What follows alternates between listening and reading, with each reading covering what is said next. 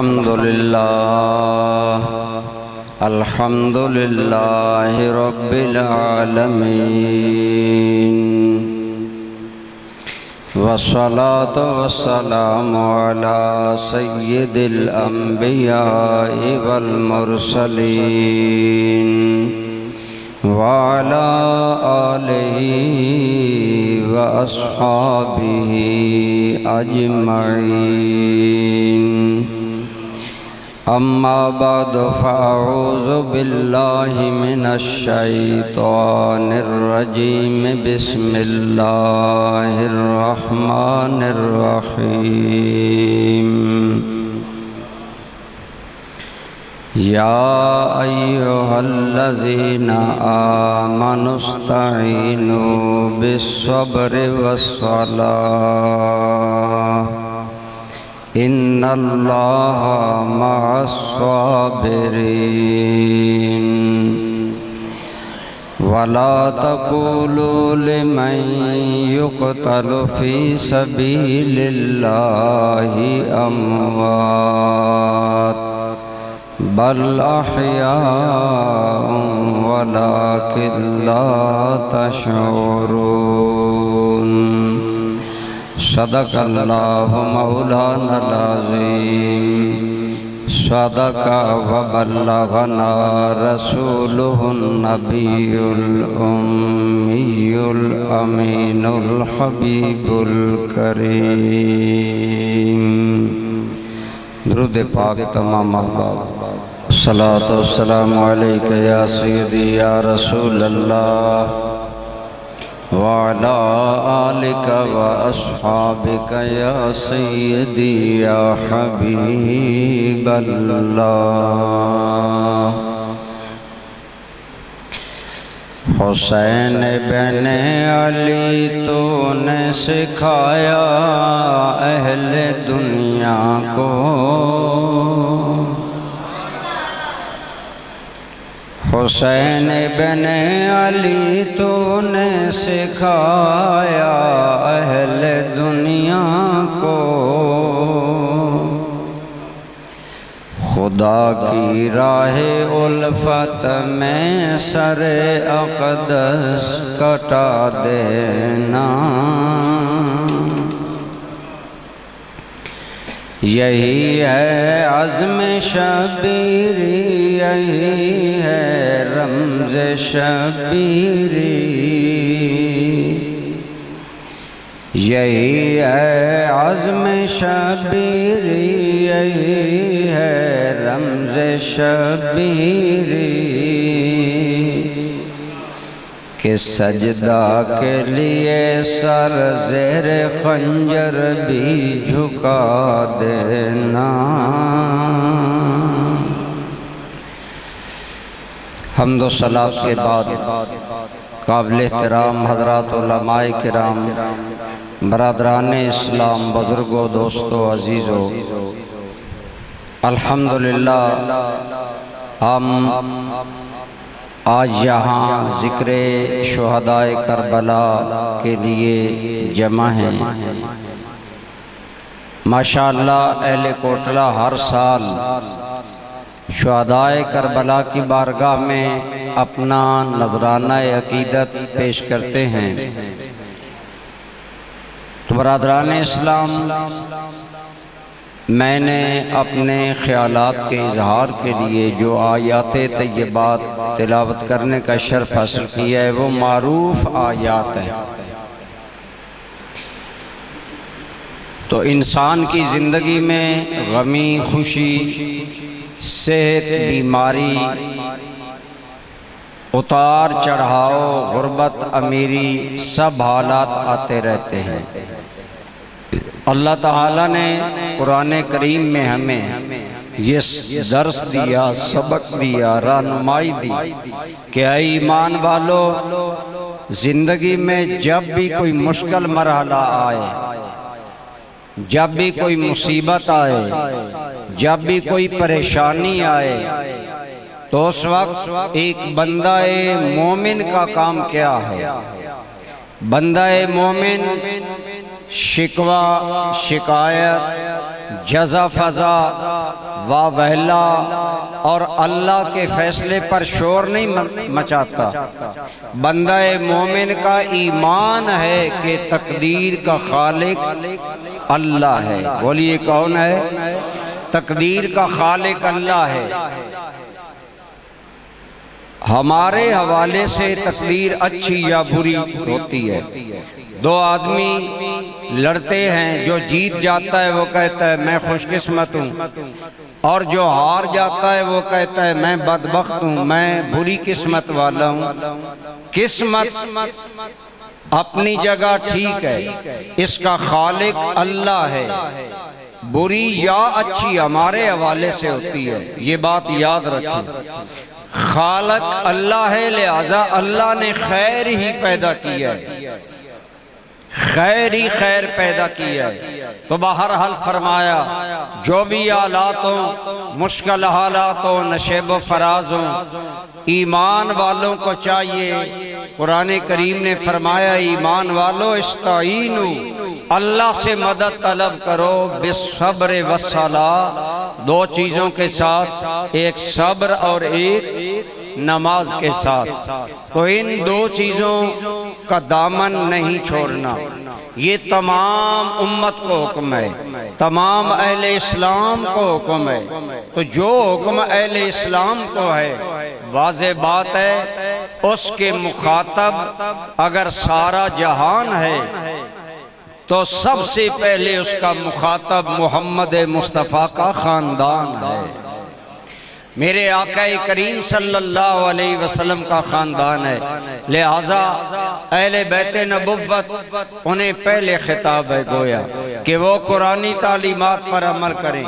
اسی لیے میرے آقا کریم صلی اللہ علیہ وسلم نے فرمایا کہ اے لوگو، میرے بعد دو چیزوں کو مضبوطی سے تھامے رکھنا، ایک اللہ کا قرآن اور ایک میرے آل بیت، میری اطرت، اور فرمایا وَلَن يَتَفَرَّقَا، اور آل بیت اور قرآن آپس میں جدا نہیں ہوں گے۔ جو قرآن کا حکم ہوگا اہل بیت کی وہی زندگی ہوگی، جو قرآن کریم فرمائے گا، گویا بتا دیا کہ آل بیت قرآن کے تابع ہوں گے، قرآنی احکام پر عمل کریں گے اور قرآن کریم کو مضبوطی سے تھامیں گے۔ تو ہم دیکھتے ہیں کہ الحمدللہ حضور نبی رحمت صلی اللہ علیہ وسلم کے پورے خاندان کی یہ تربیت ہے کہ انہوں نے صبر کا دامن کبھی بھی نہیں چھوڑا۔ میں عموماً کہتا ہوں انسان کی موت کا اعلان مرنے کے بعد ہوتا ہے، لیکن بعض لوگوں کو سرکار نے پہلے ہی بتا دیا کہ وہ شہید ہوں گے۔ حضرات خلفاء راشدین میں سے 3 خلفاء شہید ہیں، ان تینوں کو میرے آقا نے بتا دیا کہ وہ شہید ہوں گے۔ حدیث پاک ہے، میرے آقا کریم صلی اللہ علیہ وسلم حضرت صدیق اکبر، حضرت عمر اور حضرت عثمان پہاڑ پر کھڑے تھے۔ ایک حدیث میں پہاڑ کا نام جبل سبیر ہے، ایک حدیث میں پہاڑ کا نام جبل اود ہے، ایک حدیث میں ہرا کا بھی ذکر آیا۔ بہرحال جب یہ مبارک شخصیات پہاڑ پر کھڑی ہوئی تو پہاڑ جنبش میں آیا، حرکت پہاڑ نے کی، میرے آقا نے قدم مبارک مار کر فرمایا ہے پہاڑ اپنی جگہ پر کھڑے رہو، انما علیک نبی وصدیق وشہیدان، اے پہاڑ اپنی جگہ پر کھڑا رہے، تیرے سینے کے اوپر ایک اللہ کا نبی کھڑا ہے، ایک صدیق کھڑا ہے اور 2 شہید کھڑے ہیں۔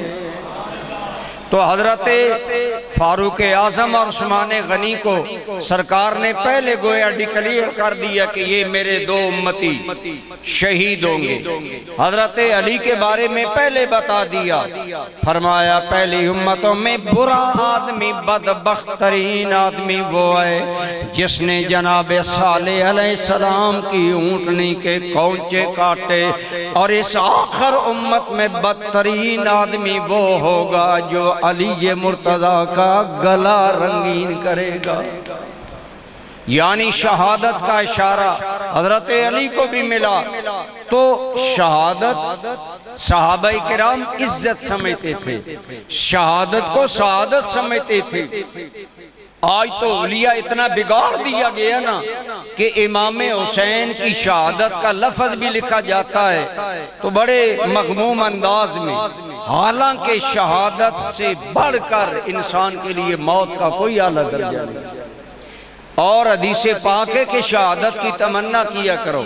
شہادت کیا ہے بھائی؟ جان تو جانی ہے. شہادت یہ ہے کہ مومن کی جان جان والے کے نام پر نکلے، یہ شہادت ہے. اور خود حضور تمنا رکھتے تھے. ابن ماجہ کی حدیث ہے، فرمایا والذی نفس محمد بیدہ، مجھے اس ذات کی قسم جس کے دست قدرت میں میری محمد کی جان ہے، لوددت ان اقتل فی سبیل اللہ، میں چاہتا ہوں میں اللہ کے راستے میں قتل کیا جاؤں. ثم احیا، پھر میں زندہ ہوں. ثم اقتل، پھر مجھے قتل کیا جائے. ثم احیا ثم اقتل، بار بار 3 مرتبہ فرمایا میرا جی چاہتا ہے میں بار بار مالک کے نام پر قتل کیا جاؤں. اللہ پھر مجھے زندگی دے، پھر میں مالک کے نام پر قربان ہو جاؤں. گویا اللہ کے نام پر قربان ہو. یہ شہادت ہے. اور شہادت کی تمنا خود حضور کرتے تھے. اس لیے جنہیں شہادت کی خوشخبری حضور دیتے تھے وہ صحابہ خوش ہوتے تھے، اپنی نیک بختی سمجھتے تھے. کہ اسی لیے دوستو شہادت کا درجہ بہت بڑا ہے. تو میں عرض کر رہا تھا بعض لوگوں کی شہادت کا اعلان پہلے ہو گیا.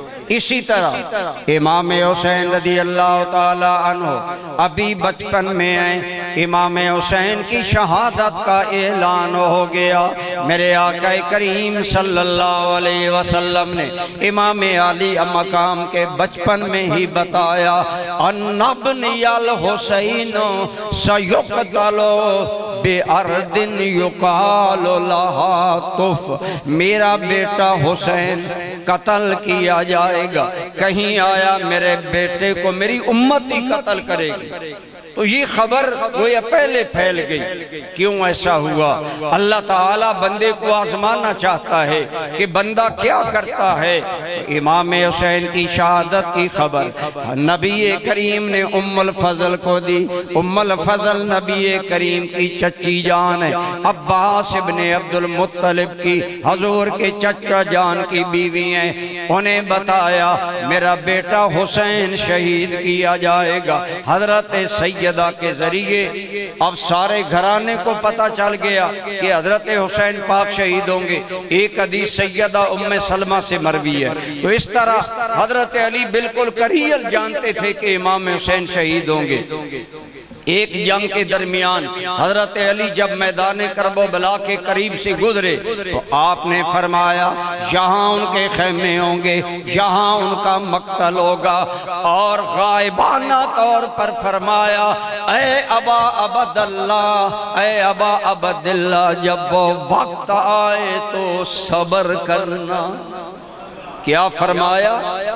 گویا آل بیت کی گھٹی میں قرآن تھا. حضرت سیدنا علی نے پہلے ذکر کیا تو فرمایا اے ابا عبداللہ، یہ حضرت امام حسین کا لقب ہے. فرمایا صبر کرنا. تو امام حسین کی شہادت کی خبر آپ کے بچپن میں عام ہو گئی. اب سارے جانتے ہیں، نبی کریم صلی اللہ علیہ وسلم خود بتا رہے ہیں حضرت علی کو علم ہے، سیدہ خاتون جنت طیبہ طاہرہ کو علم ہے، آپ کے گھر والوں کو علم ہے. لیکن سوچیں کبھی بھی نبی کریم یا آپ کے گھرانے نے دعا نہیں مانگی کہ یا اللہ حسین کی مصیبت ٹل جائے. شہادت آسانی سے تو نہیں ہوتی، شہادت تو جان جاتی ہے، لیکن کبھی نہیں کہا کہ یا اللہ حسین پر مصیبت نہ آئے۔ نہ میرے کریم آقا دعا مانگتے ہیں، نہ مولا علی دعا مانگتے ہیں، نہ سیدہ خاتون جنت جو جنتی عورتوں کی سردار ہیں وہ مانگتی ہیں کہ یا اللہ میرے بیٹے پر مصیبت نہ آئے۔ کیوں دعا نہیں مانگتے؟ عملی طور پر بتانا چاہتے ہیں لوگوں، اگر ابراہیم خلیل اللہ ہاجرہ کے سامنے اسماعیل کو اللہ کے نام پر ذبح کرنے کے لیے لے جائے، ہاجرہ صبر کر سکتی ہے تو محمد کی بیٹی فاطمہ بھی صبر۔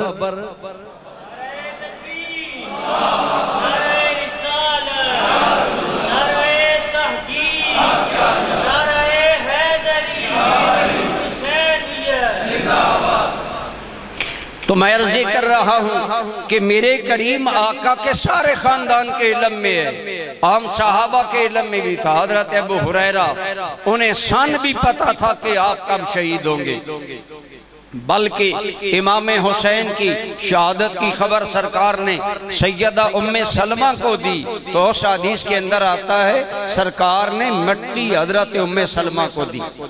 یا رسول اللہ یہ مٹی کیسی ہے؟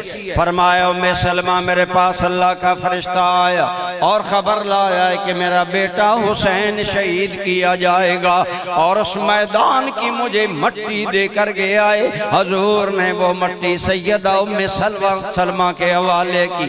علماء نے فرمایا حضور کی اس وقت 9 بیویاں حرم میں موجود ہیں، مٹی کسی اور کو نہیں دی، عائشہ کو نہیں دی، مٹی حضرت حفصہ کو نہیں دی، مٹی کسی اور بیوی کو سیدہ صفیہ کو نہیں دی، مٹی ام سلمہ کو دی اور بتایا اے ام سلمہ اذا تحقلت دما، جب یہ مٹی خون بن جائے فعلمی ان ابن الحسین قد قتل، جان لینا میرا بیٹا حسین شہید ہو گیا ہے۔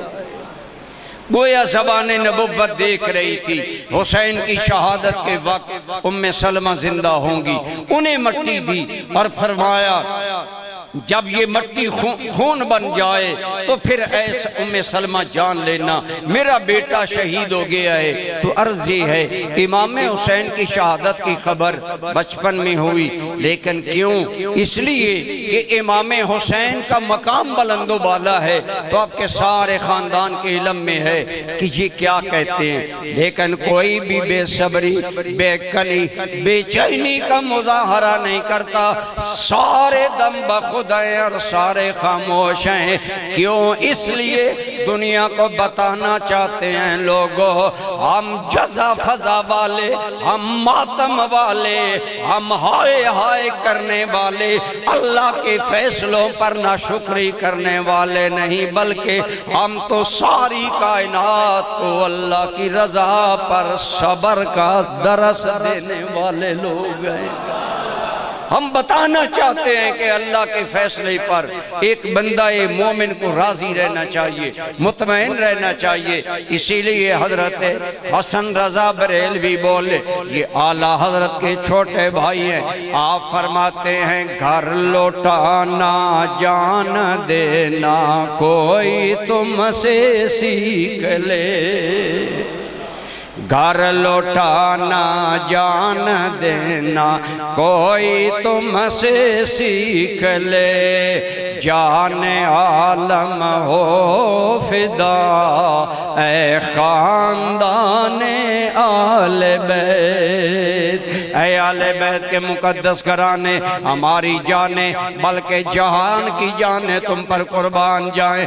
کتنے عظیم لوگوں جانتے ہو حسین شہید ہوگا، لیکن اللہ تعالیٰ کی رضا پر راضی ہو، گویا دنیا کو سبق دے رہے ہو۔ تو یہ ہے انداز اہل بیت اعظام کا، قرآن پر عمل کر کے دکھایا، یا ایھا الذین آمنوا استعینوا استعینوا بالصبر، ایمان والو صبر کا دامن نہیں چھوڑنا۔ اہل بیت امام علی مقام کی شہادت کی خبر بچپن میں مشہور ہونا، اہل بیت کا پریکٹیکلی صبر کر کے دکھایا گیا۔ یہ اہل بیت کرام کی عظمت ہے، شان ہے۔ تو بہرحال امام علی مقام رضی اللہ تعالی عنہ، چونکہ آپ اللہ کے محبوب کے نور عین ہیں، دل کے چین ہیں، میرے کریم آقا صلی اللہ علیہ وآلہ وسلم، میں نے حدیث پاک پڑھی، سرکار کی خواہش تھی کہ مجھے بھی شہادت ملے، لیکن اللہ تعالیٰ نے فرمایا اے میرے نبی، اگر تم کسی انسان کے ہاتھ سے قتل کیے جاؤ تو پھر میری حفاظت کہاں گئی؟ حضور کا محافظ خود اللہ ہے، اس لیے حضور کو تو شہادت نہیں مل سکتی تھی بایمانہ کہ کوئی بندہ قتل کرے یا اس کے ہاتھ سے حضور قتل کیے جائیں، وہاں کوئی ہاتھ نہیں پہنچتا، کیونکہ جس کی حفاظت خدا کرے اسے کوئی کچھ نقصان پہنچا سکتا؟ فانوس بن کے جس کی حفاظت ہوا کرے، وہ شمع کیا بجھے جسے روشن۔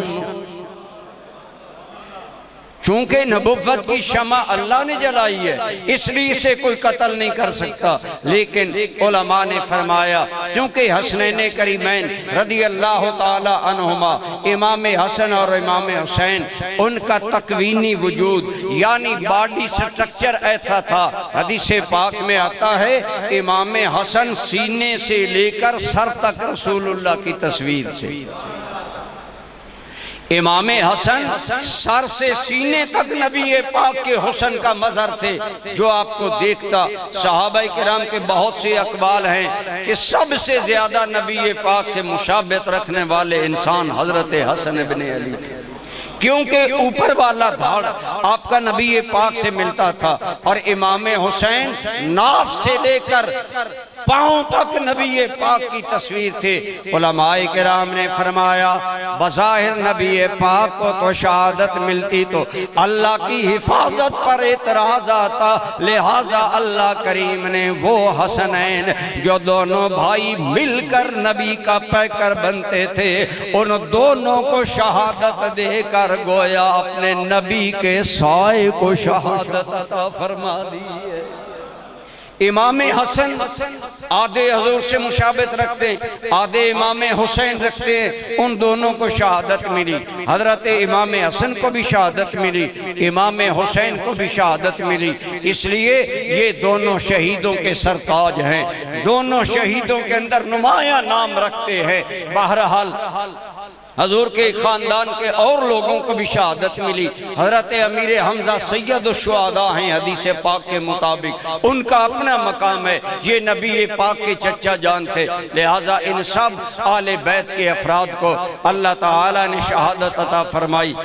اور امام حسین علی مقام آپ کے بارے میں چونکہ پہلے حضور نے بتا دیا، لہٰذا شہادت آپ کی قسمت میں آئی، لیکن خود امام علی مقام نے اس سارے سفر کے اندر یا سارے واقعہ کے اندر آپ نے قرآن کا دامن نہیں چھوڑا۔ میں عرض یہ کر رہا ہوں، یقین جانیں آج بعض جاہل اور لا علم لوگ یہ سمجھتے ہیں کہ اگر ہم پیر کے بیٹے ہیں، اگر ہم سید ہیں، اگر ہم قریشی ہاشمی ہیں، ہمیں حق زیادہ ہے کہ ہم دین کے باغی بنے۔ اللہ کے بندو، اللہ کا شکر کرو، اللہ نے تمہیں خاندان نبوت سے بنایا، تمہیں تو زیادہ خدا کا فرما بردار ہونا چاہیے، تمہیں تو زیادہ اللہ تعالیٰ کا اطاعت شعار ہونا چاہیے۔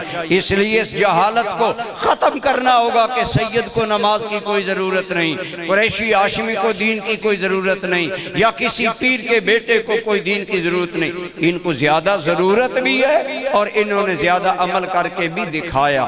بہرحال امام علی مقام رضی اللہ تعالی عنہ آپ کے لیے قدم قدم پر صبر کی آزمائش تھی، برداشت کی آزمائش تھی۔ میں عموماً کہا کرتا ہوں کہ آج عام مسلمان اگر مدینہ منورہ چھوڑے کیا حال ہوتا ہے۔ میری دعا ہے ذکر امام علی مقام کی برکتوں کا صدقہ اللہ آپ کو اور مجھے مدینہ پاک کی حاضری نصیب فرمائے۔ یقین جانیے مدینہ منورہ میں حاضری کے بعد جب لوگ وہاں سے بچھڑتے ہیں نا، مرد تو مرد رہے، عورتیں سستیاں لے رہی ہوتی ہیں، بچے رو رہے ہوتے ہیں، سرکار کی کشش کچھ ایسی ہے کہ حضور کی جدائی کے وقت بندہ اس کی چیخیں نکل جاتی ہیں کہ ہائے کاش میں مدینے میں رہ جاتا۔ آپ خود سوچیں اگر ایک عام مسلمان کا یہ حال ہے تو امام حسین جب مدینہ چھوڑ رہے ہوں گے امام صاحب کا حال کیا ہوگا؟ مدینہ تو امام کی نانا جان کا شہر ہے، امام کی جائے پیدائش ہے، اور مدینہ منورہ کی گلیوں میں امام علی مقام پروان چڑھے اور جوان ہوئے، زندگی مدینہ طیبہ میں بسر کی۔ لیکن جب دیکھا اگر میں مدینہ میں رہوں تو دو باتوں میں سے ایک مجھے کرنی ہوگی، یا تو یزید کی بیعت کر لوں یا پھر مدینہ میں مجھے قتل کیا جائے گا۔ بیعت اس لیے نہیں کرنا چاہتے کہ ایک پاک کا ہاتھ پلید ہاتھ میں اگر حسین دے دیتے تو پھر حق کیسے بچتا، یہ حق کیسے باقی رہتا کہ ایک حق والے کو باطل کے سامنے نہیں جھکنا چاہیے۔ لہٰذا امام حسین نے ڈٹ کر بتا دیا کہ حق غلط چیز کے سامنے نہیں، خواہ کچھ بھی ہو جائے۔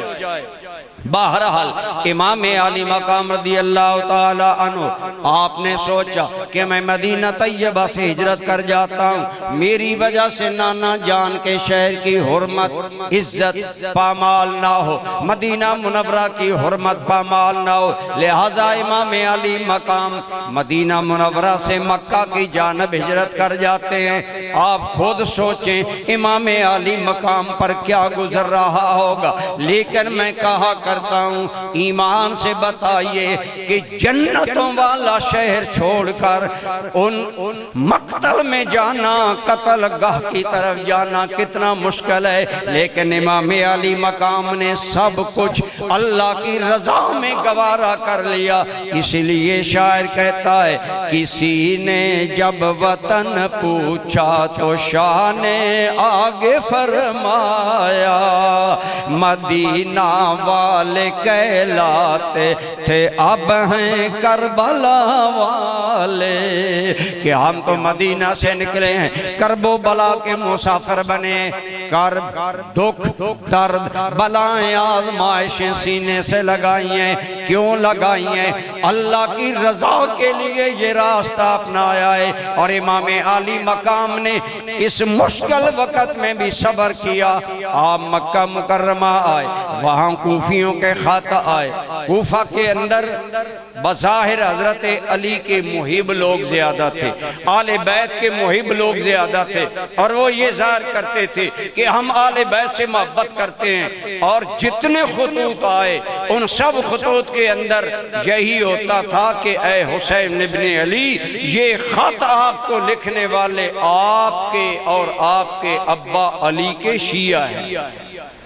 یہ ٹائٹل سب کتابوں میں موجود ہے، سنیوں میں بھی شیعوں میں بھی، اس میں کوئی کسی پر الزام نہیں، داغ نہیں، یہ وہ تاریخی حقیقت ہے جس کا کوئی انکار نہیں کر سکتا۔ چونکہ کوفہ والے حضرت علی سے محبت کرتے تھے، اس وقت شیعہ باقاعدہ فرقہ نہیں تھا، بلکہ شیعہ کا معنی ہے گروہ۔ کیا معنی ہے؟ گروہ۔ تو گویا حضرت علی کا گروہ، جیسے آج ایک پارٹی عمران خان کی ہے، ایک پارٹی نواز شریف کی ہے، تو پارٹی کا معنی ہے شیعہ، بیسیکلی ایک گروہ کا نام ہے۔ لہٰذا وہ لکھتے کہ ہم یہ شیعہ آپ کے اور آپ کے ابا کے شیعہ لکھ رہے ہیں کہ حسین ابن علی اگر آپ کوفہ میں آ جائیں، ہم آپ کے عقیدت مند، ہم آپ کے نام لیوا، ہم آپ کے ابا سے پیار کرنے والے موجود ہیں، اگر آپ آ جائیں گے ہم آپ کو امام بنائیں گے۔ لیکن امام علی مقام سوچتے رہے میں نے کیا جواب دوں، لیکن جب یہ خط آئے اے حسین اگر نہیں آؤ گے ہم نے ظالم کی بیعت کر لی، کل قیامت کے دن ہم اللہ کی بارگاہ میں عرض کریں گے یا اللہ ہم نے حسین کو بلایا تھا، ہمیں ظالم کی بیعت سے بچاؤ، ہمیں ظالم کی اطاعت سے بچاؤ، اے حسین ابن علی کل پھر قیامت میں ہم اللہ کی بارگاہ میں دعویٰ کریں گے۔ آج قیامت کا نام ہم لوگ سنتے ہیں لیکن ہمیں پرواہ نہیں ہوتی، لیکن یاد رکھیں صحابہ کرام اہل بیت اعظام حقیقت میں قیامت کو یاد رکھتے تھے اور ان کے عمل کا ایک ایک حصہ بتاتا تھا کہ یہ لوگ آخرت میں جواب دہی سے کتنے ڈرتے ہیں۔ ہم لوگ آج آخرت کے کبھی ہم نے نہیں سوچا، میں منہ سے یہ بات نکال رہا ہوں کل اللہ کی بارگاہ میں جواب کیا ہوگا۔ یقین جانے الحمدللہ یہ اللہ کا کرم ہے، میں تو بعض اوقات ڈر ڈر کر اب جملے تقریر میں بولتا ہوں۔ مجھے ایک بہت بڑے بزرگ کا قول یاد آتا ہے، بہرحال ٹائم نہیں میں بتاؤں۔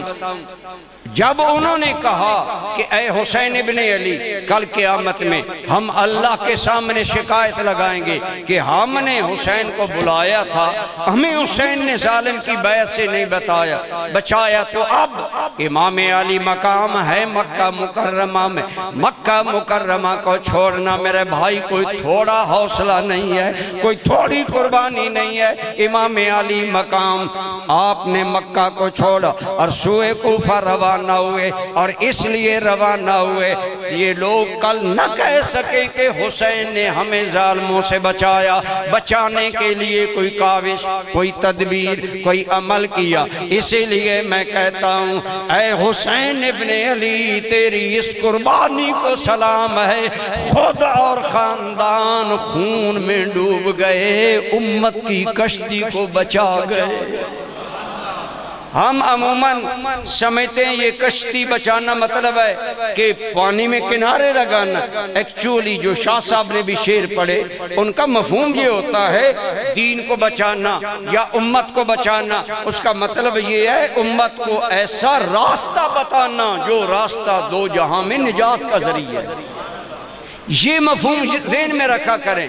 آج بہت سارے حقائق بدل رہے ہیں اور حقائق کو بدل کر ایک نئے نئے نظریات نکالے جا رہے ہیں، اس سے مطلب یہ ہے کہ اسی لیے میں کہہ رہا ہوں کہ امام علی مقام نے خاندان قربان کیا۔ ایک سنی شاعر کتنی پیاری بات کرتا ہے، کہتا ہے لہو کی موج میں ڈوبے بچایا سب کو طوفان سے، لہو کی موج میں ڈوبے بچایا سب کو طوفان سے، گناہگاروں کی کشتی کی حمایت ہو تو ایسی ہو۔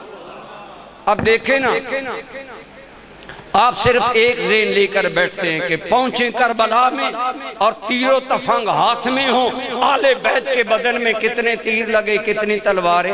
آپ اسباق یا جو اصل مقاصد ہیں ان کو مد نظر رکھیں۔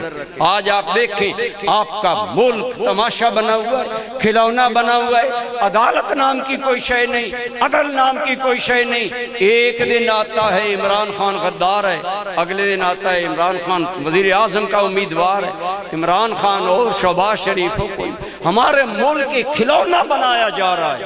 ہمارے ملک کی مقتدر قوتیں اس وقت وہ ظلم کر رہی ہیں، میں کہتا ہوں جو یزید سے بھی بڑا ظلم ہو رہا ہے، کوئی نہیں بولتا کیونکہ عقل نہیں ہے، سمجھ نہیں ہے۔ جتنا تیرے ملک کا قانون کھلونا ہے، جتنی تمہاری قسمت کھلونا ہے، یہی وہ حالات۔ امام حسین کی قربانی کی عظمت کیوں ہے؟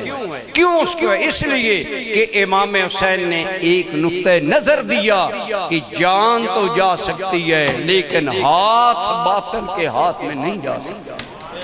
یہ وہ نظریہ تھا جو امام علی مقام دے کر گئے۔ اس لیے میں کہہ رہا ہوں لہو کی موج میں ڈوبے بچایا سب کو طوفان سے، گناہگاروں کی کشتی کی حمایت ہو تو ایسی ہو۔ امام علی مقام نے ایکچولی حمایت یہ کی ظلم کا راستہ روکنے کے لیے جد و جہد کرنا، گھر سے نکلنا، گھر خواہ مدینہ جیسا پیارا ہو، عبادت گاہوں کو چھوڑو خواہ عبادت مکہ مکرمہ والا بیت الحرم ہی کیوں نہ ہو۔ اسی لیے میں کہا کرتا ہوں، بعض یزیدی آج کہتے ہیں ذی الحج کا مہینہ تھا، ساری دنیا مکہ حج کرنے کے لیے آ رہی ہے، حسین ابن علی کوفہ حکومت لینے کے لیے جا رہا ہے۔ میں نے کہا امام علی مقام حکومت لینے نہیں گئے تھے، ظالم سے لوگوں لوگوں کو بچانے کے لیے گئے تھے، لیکن ہمیں سبق دے گئے۔ اے تسبیح رولنے والو، اے عبادت گزارو، شب زندہ دارو، عبادتوں پر ناز کرنے والو، کعبے کا سجدہ وہ اہمیت نہیں رکھتا جو مجاہد کا سجدہ میدان جنگ میں اہمیت رکھتا۔ اسی لیے میں کہا کرتا ہوں، گویا آپ نے سبق دیا، نہ مسجد میں نہ بیت اللہ کی دیواروں کے سایہ میں نماز عشق ادا ہوتی ہے تلواروں کے سایہ میں۔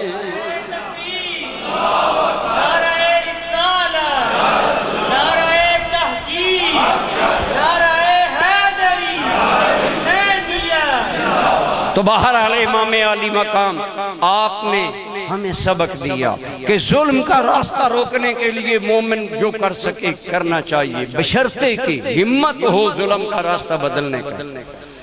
آج ظلم ہے ملک میں، ہم پر ہر بندے پر لازم نہیں کہ وہ تلوار کھینچ کر فوج کے خلاف کھڑا ہو جائے، حکومت کے خلاف کھڑا ہو جائے۔ یہاں حکم یہ ہے اگر ہمت ہے، وسائل ہے۔ امام علی مقام کو انہوں نے وعدہ دیا کہ ہم آپ کی بیعت کریں گے، ہم قدموں میں مریں گے۔ اب امام علی مقام نکلے، لیکن صحابہ کرام، بعض لوگ کہتے ہیں جی صحابہ کہاں تھے جب حسین اسلام بچا رہا تھا؟ ہم نے کہا خدا کے بندو یہ بدعقیدگی اختیار نہ کرو۔ حقائق کیا تھے؟ حقائق یہ تھے کہ کوفہ والوں نے یقین حسین ابن علی کو ہی دلایا کہ ہم آپ کا ساتھ دیں گے، اور کسی صحابی کو اتنی پاور نہیں تھی۔ ایک بات، دوسری بات یہ ہے کہ اس کے باوجود عمر امن کا فرق ہوتا ہے۔ ایک بات شاہ صاحب سوچتے ہیں، ایک بات میں سوچتا ہوں، میری عمر ذرا بڑی ہے، میری سوچ اور ہوگی۔ حضرت حسین پاک کی سوچ تھی کہ میں کوفہ جاتا ہوں تبدیلی ہو جائے گی، لیکن حسین کی چچا جان حضرت محمد ابن حنفیہ مولا علی کے بیٹے نہیں گئے، بلکہ حضرت امام حسین کے بھائی تھے، یہ چھوٹے بھائی تھے، حضرت علی کے بیٹے تھے، یہ بڑے صاحب بصیرت تھے، یہ نہیں گئے کربلا میں۔ اب جو لوگ آج کل آپ کو بعض کہتے ہیں جی صحابہ کہاں تھے، ان سے پوچھو بتاؤ محمد بن حنفیہ حضرت حسین کے بھائی کہاں تھے؟ وہ نہیں گئے، تھے بھی مکہ میں۔ عبداللہ ابن عباس نہیں گئے، ہیں بھی اہل بیت، بہت بڑا نام نامی ہے، اس لیے صحابہ کرام پر حملہ کرنے کی اجازت نہیں۔ بات اتنی ہے صحابہ عوام تھے، حسین خاص تھے۔ بولو حسین خاص تھے۔ اسی طرح سارے صاحبزادے خاص ہوتے ہیں، صاحبزادے خاص ہوتے ہیں۔ آج سارا کوٹلہ شاہ کمیر مل کر ایک بات کریں، کوئی بات نہیں سنے گا۔ پیر سیال کا فرزاندہ اور صاحبزادہ بات کرے، کتنا جہان ساتھ دے گا۔ میری بات سمجھ رہے ہیں آپ؟ اقبال کہتا ہے حسین پاک کی شخصیت مرکزی تھی۔ میں علماء کے لیے پڑھتا ہوں، ویسے علماء کو شاید سمجھ آ ہی جائے۔ درمیان امتاں کئیواں جناب، ہم چون حرف قل ہو اللہ در کتاب۔ اقبال کہتا ہے جیسے قرآن میں قل ہو اللہ احد اہم ہے، ایسے ہی دور میں حسین سب میں اہم۔ اس لیے امام حسین نے ضروری سمجھا کہ میں مدینہ چھوڑوں، مکہ مکرمہ چھوڑوں۔ میرے بھائی آپ ذرا سوچیں، اگر ایک آدمی کو اس کے وطن سے نکال دیا جائے کتنا صدمہ ہوتا ہے وطن سے جدائی کا۔ یہ سارے صدمے دل حسین پر ہیں، یہ ساری جدائی کے غم دل حسین پر ہیں، لیکن امام علی مقام سمجھتے ہیں اگر میرے جانے سے ظالم سے بچایا جا سکے، اس ظالمانہ نظریہ سے بچایا جا سکے کہ بیت محض خاندانی ہے یا خلافت خاندانی ہے، امارت خاندانی ہے، امام نے ان کو بچانا چاہا۔ بہرحال امام علی مقام سوئے کوفہ روانہ ہوئے۔ آگے حر بن یزید ریاحی کے ملنے سے راستہ بدلا، اور جو آگے سے خبریں آئیں کہ حضرت مسلم کو شہید کر دیا گیا ہے، امام علی مقام کوفہ روانہ حضرت مسلم ابن عقیل کے خط پر ہوئے تھے کہ 18,000 یا کم از کم روایت 12,000 کی ہے کہ 12,000 کوفیوں نے بیعت کر لی ہے، ہم حسین کے قدموں میں مریں گے۔ لیکن وہ کوفی لا یوفی نکلے۔ ابن زیاد جب آ گیا اس نے دھمکایا جو حسین کا ساتھ دے گا وہ سمجھ لے کہ وہ ہمیں اپنے قتل کرنے کی اجازت دے رہا ہے۔ یہ سارے نام کے عاشق چھوڑ گئے۔ اللہ کی قسم ایک ابن زیاد کی دھمکی پر کوفہ کے شیعہ حسین کو چھوڑ گئے، لیکن سارے عرب کی دھمکی پر محمد کے صحابہ نے محمد کو نہیں چھوڑا ہے۔ حضور کے صحابہ حضور کے قدموں میں مرے۔ اب بھی صحابہ پر بات کی جاتی ہے کہ صحابہ کیا تھے، صحابہ کیا تھے؟ صحابہ تو اس زمین کا نور تھے، صحابہ تو اس کائنات کی روشنی تھی، جنہوں نے ثابت کر دیا۔ جنگ احزاب میں سارا عرب سمٹ آیا تھا کہ ہم مدینے پر حملہ کر کے محمد کا دین مدینے میں ہی ختم کریں گے۔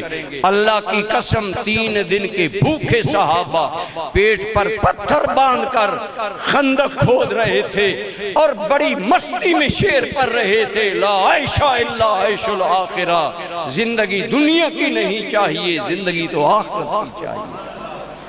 صحابہ کے چہرے گردالود، سر گردالود، عجیب معاملہ تھا۔ بہرحال امام علی مقام میدان کربلا میں پہنچے، وہاں ہزاروں کا لشکر مد مقابل ہے، اور امام علی مقام سے ایک ہی مطالبہ بار بار دہرایا جا رہا ہے، آپ کو بیعت کرنا ہوگی۔ ابن زیاد کا پیغام شمر لے کر پہنچا کہ آپ یزید کے لیے میرے ہاتھ میں ہاتھ دیں۔ امام علی مقام نے فرمایا کہ عزت کی موت ذلت کی زندگی سے، تمہارے ہاتھ میں ہاتھ دینا یہ ذلت کی زندگی ہے جو آج پاکستانی گزار رہے ہیں، جو ہم لوگ گزار رہے ہیں۔ ہم نے اللہ کے دین سے بغاوت کی، ہم اللہ کے دین کو نہیں کوئی مانتے، نہ بادشاہ نہ عوام۔ آج پوری قوم کرب کا شکار ہے، پوری قوم پریشانی کا شکار ہے۔ یہی اللہ کے فیصلے، جو اللہ کے احکام چھوڑ دیتے ان کے لیے زندگی اجیرن بن جاتی ہے۔ من اعرض عن ذکری فإن له معیشۃ ضنکا، جو اللہ کی اطاعت اور یاد سے منہ موڑ لیتے ہیں اللہ ان کے لیے زندگی کے سانس بھی تنگ کر دیتا ہے۔ آج وہ یہ حال ہے ہمارا۔ بہرحال میں یہ کر رہا ہوں برادران اسلام، امام علی مقام میدان کربلا میں پہنچے، ہزاروں کا لشکر جرار ہے، پھر لشکر بڑھایا جا رہا ہے۔ امام علی مقام کے ساتھی 100 سوا 100 کے قریب ہے، سامنے ہزاروں لوگ ہیں، لیکن کیوں لوگ بڑھائے جا رہے ہیں؟ یزید کہ حسین ڈر جائے گا، حسین خوف کرے گا، بیعت کے لیے تیار ہو جائے گا۔ آخر تک امام حسین علی مقام ایک ہی بات کرتے رہے کہ میں اس بیعت کے لیے تیار نہیں۔ فرمایا یہ تو ذلت کی زندگی ہے اور میں ذلت کی زندگی پر عزت کی موت کو ترجیح دوں گا۔ گویا سر دیا لیکن دیا ہرگز نہ دست حق پرست، اللہ اللہ کس کا در محکم تھا ایمان حسین۔ امام علی مقام کا ایمان مضبوط تھا اور کٹا کر گردنیں دکھلا گئے ہیں کربلا والے، کبھی باطل کے آگے جھک نہیں سکتے۔ میں تو کہتا ہوں اگر آل بیت کا سچا کردار جانو سمجھو، سنی عقیدہ مضبوط ہوگا کہ حسین پاک کے خاندان نے بتا دیا لوگوں جب بیعت کرنا حق تھا تو میرے ابا علی نے 3 صحابہ کی بیعت کی ہے، اور جب بیعت کرنا حق نہیں ہے تو پھر حسین نے کنبل لٹا دیا ہے اور بیعت نہیں کی، گویا بتا دیا مصطفیٰ کا خاندان قرآن کو چھوڑ نہیں سکتا ہے، غیر اللہ کی اطاعت قبول نہیں ہم کر سکتے۔ یہ تو موقف ہے، اس سے ثابت ہوا 3 صحابہ کی خلافت حق ہے جو مولا علی نے مانی، اور یزید کا اس وقت اس کیفیت میں حاکم رہنا امام علی مقام کو قبول نہیں تھا اور عوامی رائے کے خلاف تھا، اس لیے امام علی مقام نے بیعت نہیں کی۔ بہرحال اس کے اندر امام علی مقام کے لیے مدینہ و مکہ کی جدائی کا غم الگ، ہزاروں کے لشکر کا خوف الگ، پھر جب ظالموں نے جنگ کی وارننگ دے دی اور شمر نے کہا 2 ہی باتیں ہیں، یا بیعت ہوگی یا جنگ ہوگی، آپ نے فرمایا بیعت تو میں نہیں کر سکتا، نہ کروں گا، رہا جنگ والا معاملہ وہ تم پر ہے۔ لیکن جب آمادہ ہو گئے امام علی مقام نے پھر استقامت شجاعت کے ساتھ اپنا کردار ادا کیا کہ مومن جب اس پر حملہ کر دیا جائے تو پھر مومن اپنی جان بچانے کے لیے آخری کاوش کرتا ہے، اور حدیث ہے من قتل دون مالہ فہو شہید، جو مال کی بھی حفاظت کرتے کرتے مارا جائے شہید ہے، تو جو جان کی حفاظت کرتے ہوئے شہید ہوئے یقیناً وہ آل بیت کے خانوادے کے لوگ شہید ہیں۔ اور امام علی مقام رضی اللہ تعالیٰ عنہ کے لیے اب مشکل مرحلہ یہ تھا کہ 9 محرم دن کو شمر نے فائنل کر دیا، یا بیعت ہوگی یا جنگ ہوگی۔ امام علی مقام رضی اللہ تعالیٰ عنہ نے اتنا فرمایا شام قریب ہے، اب جنگ نہ چھیڑی جائے، کل جو کرنا سو کر لینا۔ وہ سمجھ رہے تھے امام علی مقام رات کی تاریکی میں چھپ کر جانا چاہتے ہیں۔ آپ نے فرمایا معاملہ یہ نہیں ہے، معاملہ یہ ہے کہ میرا رب جانتا ہے رات کے وقت رب کو یاد کرنا حسین کو کتنا پسند ہے۔ ہماری راتیں تو یا سونے کے لیے یا انٹرنیٹ پر جاگنے کی راتیں ہیں، یا تماشے میلے اور ان چیزوں میں راتیں برباد کرنے والی چیز۔ ہم نے راتوں کو سمجھ لیا نا، اللہ کی قسم دل والوں اور عشق والوں کے لیے رات کی بڑی اہمیت ہے۔ واصف علی واصف صاحب کہتے ہیں راتیں محبت کی سوغاتیں، محبوب سے ملاقاتیں ہیں، رات میں تو عاشق محبوب سے ملاقات کیا کرتے ہیں، اللہ کو یاد کرتے ہیں۔ اور امام علی مقام مدینہ منورہ میں بھی شب بیدار تھے، شب زندہ دار تھے، تہجد گزار تھے۔ فرمایا میں سمجھ گیا ہوں تم میرے قتل سے باز نہیں آؤ گے، لہٰذا میں چاہتا ہوں کہ میں آج زندگی کی آخری رات اللہ کی یاد میں کربلا میں بھی گزاروں۔ گویا وہی بات جو اللہ نے قرآن میں کی، استعینوا بالصبر والصلاۃ، صبر بھی کر رہے ہیں، نماز بھی یاد ہے۔ آپ واپس آئے، چراغ بجھا دیا، فرمایا میرے ساتھیو یہ لوگ میرے خون کے پیاسے ہیں، انہیں مجھ سے خطرہ ہے، میں نے چراغ بجھا دیا ہے، تم میں سے جو جاننا چاہے حسین اجازت دیتا ہے واپس چلے جاؤ۔ اور یہ نہ کہنا کہ موقع نہیں دیا، چراغ اس لیے بجھایا ہے کہ تمہیں یہاں سے نکلتے ہوئے شرم نہ آئے۔ لیکن ساتھ آنے والے سچے تھے، کہنے لگے حسین آج اگر تمہیں کربلا میں اکیلا چھوڑ جائیں کل مصطفیٰ کو کون سا منہ دکھائیں گے۔ آپ کی جان نثار قائم رہے، اور ان باتوں پر یہ تھی آل بیت کے دوستوں کو بھی استقامت اور ان لوگوں کا انداز۔ اور پھر اسی رات ایک روایت ملتی ہے، روایات تاریخی ہیں، ان پر باتیں ہو سکتی ہیں، لیکن ہمارا ضابطہ عمومی یہ ہے، علماء فرماتے ہیں جو روایتیں قرآن و سنت سے ٹکرائیں نہیں انہیں تسلیم کر لینا چاہیے، انہیں فضائل میں تسلیم کر لینا چاہیے۔ لہٰذا امام زین العابدین سے یہ روایت تینوں بڑی کتابوں میں جو اصل عربی کی کتابیں ہیں، طبری، البدایہ والنہایہ، کامل ابن اسیر عربی کی کتابوں میں یہ روایت امام زین العابدین سے مروی ہے، جو میں عموماً ذکر کرتا ہوں۔ امام زین العابدین فرماتے ہیں 9 محرم اور 10 کی درمیانی رات ہے، ہمارے خیمے کے قریب ہمارا ایک غلام تلوار صاف کر رہا ہے، تلوار کا صاف کرنا، لہٰذا اگلے دن کی تیاری تھی۔ کہتا ہے جب غلام کو تلوار صاف کرتے حضرت امام عالی مقام نے دیکھا تو آپ کی زبان پر شعر آئے۔ عموماً عربوں میں طریقہ ہے، جنگ کے موقع پر شعر پڑھتے تھے، اپنے رجز پڑھتے تھے، اپنی بہادری کے قصے بیان کرتے تھے۔ میں فلاں بن فلاں، ہمارا خاندان اتنا بڑا، ہم اتنے بڑے پاور والے۔ لیکن قربان جائیے حسین ابن علی نے فخر اور مباحات والے شعر نہیں پڑھے، بلکہ امام علی مقام نے جو شعر پڑھے ان کا مطلب تھا ہر زندہ موت کے راستے پر جانے والا ہے۔ جب موت کا تذکرہ امام علی مقام کی زبان پر آیا، امام زین العابدین کہتے ہیں یہی جملے حضرت سیدہ زینب میری پھپھی جان نے سن لیے۔ امام علی مقام کی زبان پر جب موت کا تذکرہ سیدہ نے سنا، آپ بےتاب ہو گئیں۔ کل والا منظر آنکھوں میں آنے لگا، میرے بھائی کے ساتھ کربلا میں کیا ہوگا۔ سیدہ آپ کے خیمے میں آئیں اور آ کر آپ سے لپٹ گئی اور رونے لگی، میرے بھائی حسین، حسن تو پہلے دنیا سے چلے گئے، ابا علی بھی چلے گئے، اماں فاطمہ بھی دنیا میں نہیں ہے، اب حسین تم بھی جانے کی باتیں کر رہے ہو۔ آپ خود ذرا تصور سے سوچیں، جب عورتیں ایسی باتیں کرتی ہیں یقیناً ان میں عجیب کیفیت ہوتی ہے۔ حضرت زین العابدین فرماتے ہیں پھپھی جان کی باتیں سن کر امام علی مقام کی آنکھوں میں آنسو آ گئے، لیکن اپنی بہن کے سر اور پشت پر ہاتھ پھیرا اور فرمایا میری بہن اتق اللہ، اللہ سے ڈر، بے صبری کا مظاہرہ نہ کر۔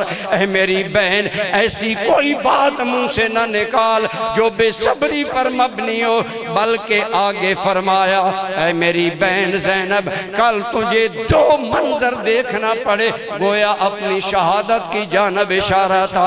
فرمایا اے میری بہن میں تمہیں اللہ کا واسطہ دے کر کہتا ہوں اگر کل تمہیں حسین پر آنا پڑے تو منہ نہیں نوچنا، اپنے بال نہیں کھولنے، اپنے سینے پر تماچے نہیں مارنے، لا تلتمی وجہ کے، اپنے چہرے پر تماچے نہیں مارنے، لا تشکی جیب کے، اپنے گریباں چاک نہیں کرنے، ولا تنوہی بویحت الجاہلیت، جاہلیت والے بین اور نوحے نہیں پڑھنے۔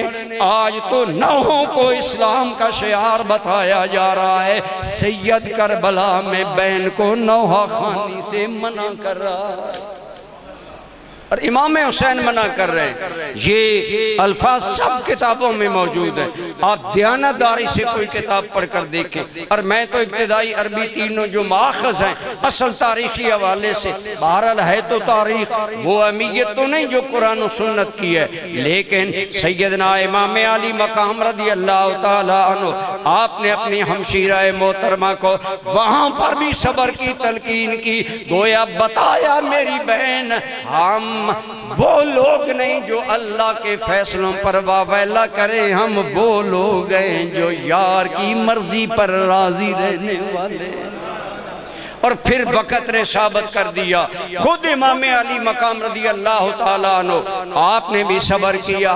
امام علی مقام کے قریبی دوست بہت پیارے ہوتے ہیں، با وفا لوگ دوستوں کی قدر کرتے ہیں۔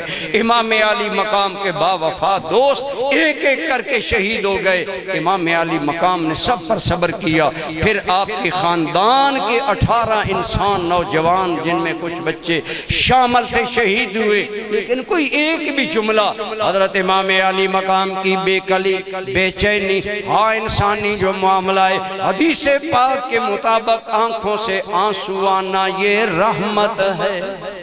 بولو کیا ہے؟ جب کوئی ایسا مرحلہ آئے، کوئی فوتگی ہو، کوئی معاملہ ہو، اس وقت آنکھوں میں آنسو آنا فطرت ہے، انہیں رحمت قرار دیا گیا۔ حضور نبی کریم صلی اللہ علیہ وسلم کے ایک صاحبزادے فوت ہوئے، نبی پاک کی گود میں تھے صاحبزادے، حضور رو رہے تھے، ایک آدمی کہنے لگا اتب کی یا رسول اللہ، یا رسول اللہ کیا آپ بھی روتے ہیں؟ آپ نے فرمایا ہاں ملا یرحم یرحم لا یرحم، جس کو کسی پر رحم نہیں آتا اس پر رحم بھی نہیں کیا جاتا۔ گویا میت پر آنسو بہانا یہ رحمت کا اظہار ہے، یہ فطرت کا اظہار ہے، یہ رسول اللہ کی سنت ہے۔ اور پھر شہادت حسین پر آنسو بہانا، شہادت حسین پر رونا، اللہ کی قسم میں کہا کرتا ہوں یہ صرف فطرت نہیں ہے، پیارے نبی کی سنت ہے، میرے کریم کی سنت ہے۔ ظاہری طور پر بھی ایسا ہوا اور عالم خواب میں بھی ایسا ہوا۔ اگر امام علی مقام کی یاد میں کسی ایماندار مرد عورت کو آنسو آ جائیں، وہ امام علی مقام کی یاد میں رو پڑے، خدا کی قسم اپنی قسمت پر ناز کرے، بشرطے کہ دکھلاوا نہ کرے، بشرطے کہ تصنع نہ کرے۔ کسی عام بندے سے تصنع کرنا جائز نہیں ہے، تو ایمان سے بتائیں کیا نبی کے بیٹوں سے تصنع کرنا چاہیے؟ امت یقیناً ان کے غم میں غم زدہ ہے، اور اہل ایمان اشکبار ہیں آج تک۔ اور آج بھی جب ذکر امام علی مقام آتا ہے تو اہل ایمان اشکبار ہو جاتے ہیں، کیونکہ جب سیدہ ام فضل پہلی مرتبہ حضور کی بارگاہ میں آئیں، حال یہ تھا امام علی مقام موجود تھے، حضرت ام الفضل حضور کی چچی جان اندر آئیں۔ حدیث ترمذی ہے اور حدیث کے کتابوں میں ہے، سرکار رو رہے تھے، حضور کی آنکھوں سے بہتے ہوئے آنسو آپ کی ریش مبارک، داڑھی مبارک میں قطرے بن کر پہنچ چکے تھے۔ حضرت ام الفضل آئیں، چچی جان آئیں، دیکھا حضور رو رہے ہیں، سوچا بظاہر رونے کی وجہ نہیں ہے، حسین بالکل چھوٹا ہے، حسین کیا نانا جان کو رلائے گا۔ حضرت ام الفضل کہتی ہیں ماذا یبکی کا یا رسول اللہ، یا رسول اللہ آپ رو رہے ہیں، وجہ کوئی ظاہر نہیں ہے۔ فرمایا میری چچی ابھی ابھی میرے پاس اللہ کا ایک فرشتہ آیا ہے جو اس سے پہلے کبھی نہیں آیا، اور حسین کو کھیلتا ہوا دیکھ کر مجھے کہنے لگا، ایک روایت میں تھوڑے سے الفاظ مختلف ہیں، ایک روایت میں ہے کیا آپ ان سے محبت کرتے ہیں؟ فرشتہ پوچھنے لگا، میں نے کہا ہاں میں حسین سے پیار کرتا ہوں۔ فرمایا یا رسول اللہ آپ کا یہی بیٹا حسین، اسے آپ کی امت قتل کر دے گی۔ میرے کریم نے صرف قتل حسین، شہادت حسین کا ذکر سنا تو حضور کی آنکھیں چشمناک ہو گئیں، آنکھوں میں آنسو جاری ہو گئے اور آنسو ڈھلک کر ریش مبارک تک آ گئے۔ علماء نے لکھا گویا امام علی مقام رسول اللہ کے محبوب ہیں، امام کی شہادت کی خبر سن کر رسول اللہ اشکبار ہو گئے۔ آج جس امتی کو ذکر حسین سن کر آنسو نصیب ہو جائیں، ہم کہتے ہیں بخت والا ہے، اسے حب حسین بھی مل گئی ہے اور سنت نانا حسین بھی مل گئی ہے۔ اللہ یا رسول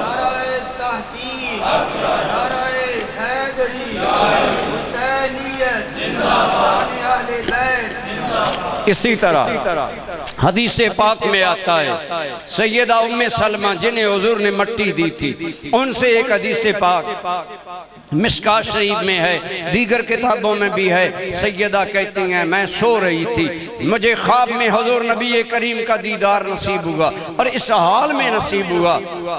نیک لوگوں کے خواب بھی حقیقت ہیں جنہیں حدیث کی تائید حاصل ہے کہ نیک لوگوں کی خواب یہ نبوت کا فیضان ہے۔ سیدہ ام سلمہ ام المومنین ہیں، ایمان والوں کی مائیں، بولو حضور کی ساری بیویاں ہماری، جن کی ہیں بولو تاکہ تمہارا ایمان شاید قبول ہو جائے۔ اللہ کا گھر ہے، جمعرات کی رات ہے، یہ حضور کی بیویاں ہماری، ایمان والوں کی مائیں ہیں۔ اور خواب دیکھنے والی سیدہ ام سلمہ ام المومنین ہے، نبی کریم کی زوجہ محترمہ ہے، اور وہی زوجہ محترمہ جنہیں خود حضور نے وہ مٹی عطا کر کے فرمایا تھا، اے ام سلمہ جب یہ مٹی خون بن جائے فَعْلَمِي أَنَّ ابْنِيَ الْحُسَيْنَ قَدْ قُتِلَ، سمجھ لینا میرا بیٹا شہید کر دیا گیا ہے۔ فرمایا میں خواب میں ہوں، نبی رحمت صلی اللہ علیہ وسلم کا دیدار ہوا، اس حال میں دیدار ہوا کہ سرکار کے بالوں پر گرد و غبار ہے، یوں پتہ چلتا ہے آپ کسی لمبے سفر سے آ رہے ہیں۔ لمبے سفر کے بعد انسان پر اکتاہٹ بھی ہوتی ہے،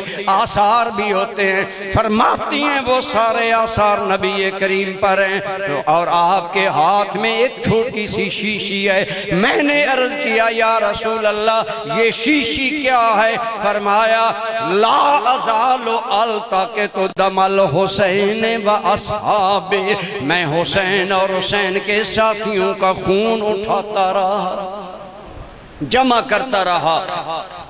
اور ایک روایت میں یہ الفاظ ہیں شہید تو قتل الحسین آنفا، میں ابھی حسین کے مقتل سے آ رہا ہوں، ابھی جائے شہادت حسین سے آ رہا ہوں۔ گویا ظاہری زندگی میں بے رسول اللہ امام علی مقام کی شہادت سن کر غم گسار تھے، اسی طرح وصال کے بعد بھی زندہ جاوید نبی اپنے نواسے کی شہادت کے دن غم زدہ ہیں۔ ادھر عبداللہ بن عباس کہتے ہیں میں نے بھی خواب میں حضور کو اسی حال میں دیکھا، جب ہم جاگے ہم دن گننے لگے، جب گنے تو وہی دن شہادت کا نکلا جب ہمیں حضور خواب میں نظر آئے۔ بالکل وہ تاریخیں میچ کر گئیں۔ تو گویا امام علی مقام کی محبت میں، شہادت میں آنسو نصیب ہونا یہ ہماری سعادت ہے، نیک بختی ہے، لیکن ایسا کوئی عمل کرنا جو صبر کے خلاف ہو، نماز کے خلاف ہو۔ امام علی مقام نے صبر کا دامن نہیں چھوڑا، اور نماز کا دامن بھی بارہا آپ کی خدمت میں ہم عرض کرتے ہیں تمام مذاہب متفق ہیں۔ چلو کہتے ہو جی یہ مولوی اور یہاں اور بات کرتے ہیں وہاں اور بات کرتے ہیں، باقی باتیں تو الگ الگ ہوں گی، لیکن ایک بات تو متفق علیہ ہے نا، شیعہ بھی وہ کہتے ہیں، سنی بھی، وہابی بھی، غیر مقلد بھی، کہ حسین پاک نے میدان کربلا میں 10 محرم کی نماز ادا کی ہے۔ بولو ادا، تو یہ متفق علیہ عمل ہے، خدا را اس کو اپنا لو، نماز کو مضبوطی سے تھام لو۔ میں کہتا ہوں امام علی مقام پر جس وقت ظہر کا نماز آیا کس قدر پریشانی کا عالم ہے۔ آج نماز تم نہیں پڑھتے، ہم بڑے مصروف ہیں، بڑے مجبور ہیں۔ بتاؤ کربلا میں حسین کتنے بڑے مظلوم تھے، کتنے بڑے امام علی مقام جبر میں گھرے تھے، لیکن نماز نہیں بھولے۔ کیوں نہیں بھولے؟ بتا دیا لوگوں، جس دل میں عشق الہی آ جاتا ہے وہ حالات نہیں دیکھتا، ہر حال میں یار کو جھکا کرتا ہے۔